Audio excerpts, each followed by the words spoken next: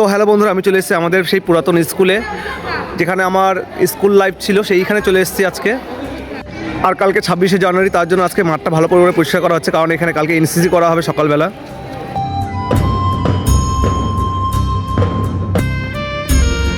আর আমি স্কুলে এসে আমারও খুব ইচ্ছে করছিল এনসিসি করার জন্য, তার জন্য বহু বছর পর একটু ট্রাই করলাম।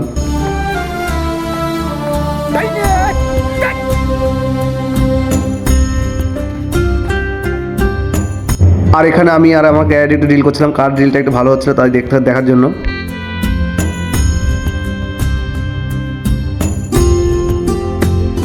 আমার স্কুল লাইফ প্রায় 8 বছর হয়ে গেল, তাও এই কাজটা আমি প্রতি বছর করি। তো আমাদের মতো কার কার স্কুলে এরকম এনসিসি হয় অবশ্যই জানাবে কমেন্ট বক্সে।